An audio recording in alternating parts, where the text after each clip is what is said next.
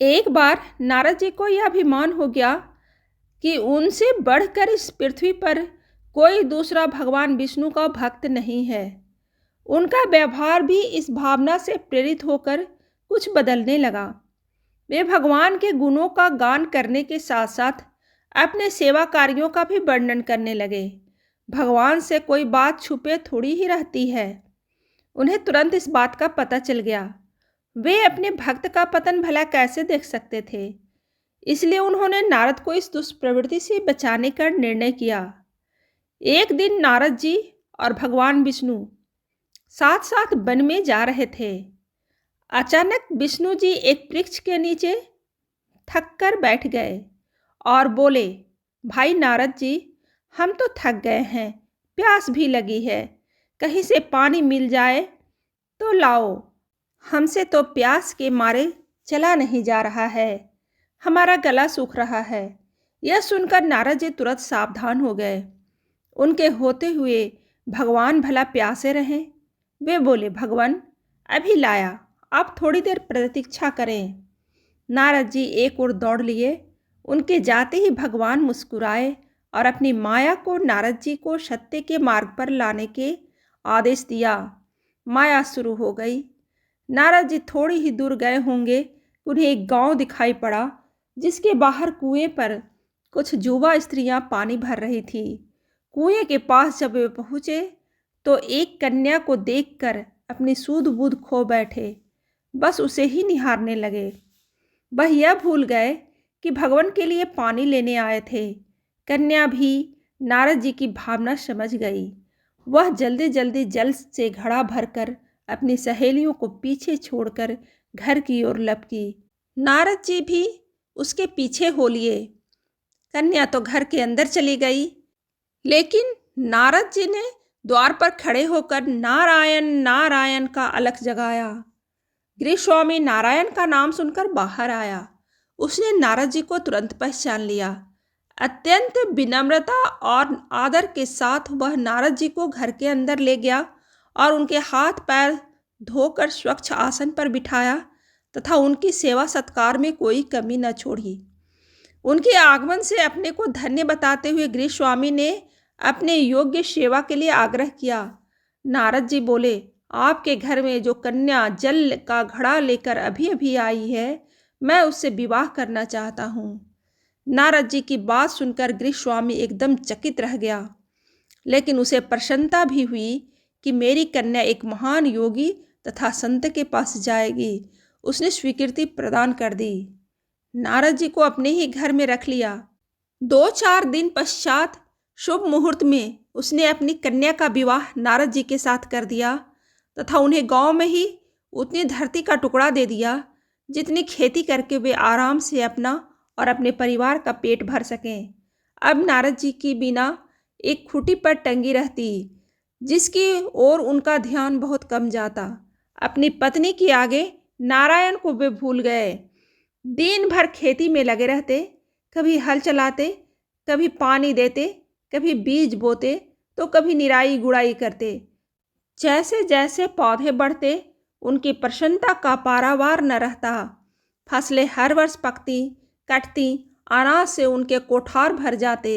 नारद जी गांव के एक संपन्न किसान माने जाने लगे।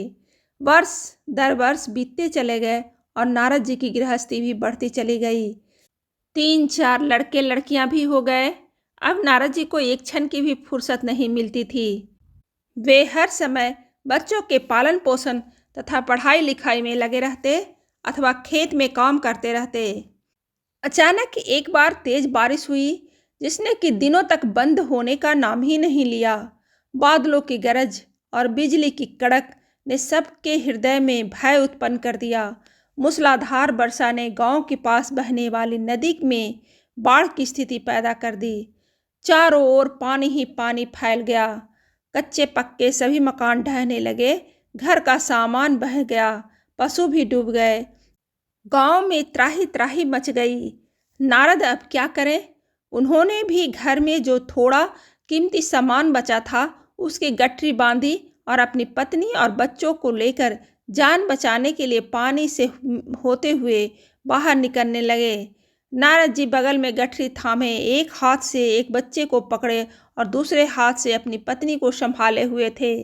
पत्नी भी एक बच्चे को गोद में और एक बच्चे का हाथ पकड़ के धीरे धीरे आगे बढ़ने लगी।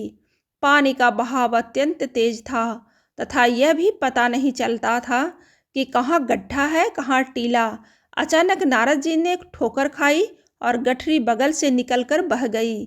नारद जी गठरी कैसे पकड़ते, दोनों हाथ तो घिरे थे। मन मसोस कर सोचा फिर कमा लेंगे। कुछ दूर जाने पर पत्नी एक गड्ढे में गिर गई और गोद का बच्चा छूटकर बह गया। पत्नी बहुत रोई, लेकिन क्या हो सकता था। धीरे धीरे और दो बच्चे भी पानी में बह गए। उन्होंने बहुत कोशिश की बचाने के लिए, लेकिन कुछ न हो सका। दोनों पति पत्नी बड़े दुखी, रोते कलपते एक दूसरे को संतावना देते हुए ऊंची जगह ढूंढते रह गए। एक जगह आगे चलकर दोनों एक गड्ढे में समा गए। नारद जी तो किसी प्रकार गड्ढे में से निकल आए, मगर उनकी पत्नी का पता कहीं नहीं चला। बहुत देर तक नारद जी इधर उधर दूर दूर तक ढूंढते रहे, लेकिन व्यर्थ। रोते रोते उनका बुरा हाल था। हृदय पत्नी और बच्चों को याद करके फटा जा रहा था। उनकी तो सारी गृहस्थी उजड़ गई थी। बेचारे क्या करें, किसे कोसें, अपने भाग्य को या भगवान को। भगवान का ध्यान आते ही नारद जी के मस्तिष्क में प्रकाश फैल गया और पुरानी सारी बातें याद आ गई। वे किस लिए आए थे और कहाँ आ गए। ओह, भगवान विष्णु तो उनकी प्रतीक्षा कर रहे होंगे। वे तो उनके लिए जल लेने आए थे और यहाँ गृहस्थी बसाकर बैठ गए। बरसों बीत गए गृहस्थी को बसने में और फिर सब नष्ट हो गया। क्या भगवान अब भी मेरी प्रतीक्षा में उसी वृक्ष के नीचे बैठे होंगे। यह सोचते ही बाढ़ नदारद हो गई। गांव अंतर्ध्यान हो गए। वे तो घने वन में खड़े थे। नारद जी पछताते और शर्माते हुए दौड़े। देखा कुछ ही दूरी पर वृक्ष के नीचे भगवान लेटे हुए हैं। नारद जी को देखते ही उठ बैठे और बोले, अरे भाई नारद, कहाँ चले गए थे, बड़ी देर लगा दी, पानी लाए या नहीं। नारद जी भगवान के चरण पकड़कर बैठ गए और लगे अश्रु बहाने। उनके मुंह से एक बोल भी नहीं फूटा। भगवान मुस्कुराए और बोले, तुम अभी तो गए थे, कुछ अधिक देर थोड़ी ही हुई है। लेकिन नारद जी को लगा था कि बरसों बीत गए। अब उनकी समझ में आया यह सब भगवान की माया थी, जो उनके अभिमान को चूर चूर करने के लिए पैदा हुई थी।